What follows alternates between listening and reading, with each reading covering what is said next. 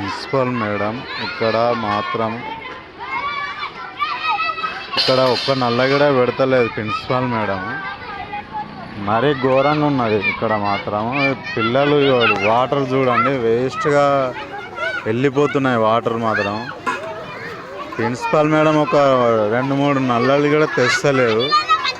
పిల్లలు చూడండి ఎట్లా మరీ ఘోరంగా యాక్ట్ చేస్తున్నారు. జర పెద్ద మనుషులు కూడా సహకరించాలని కోరుచున్నాను. పిల్లలు చూడండి మరీ ఘోరంగా ఉన్నది.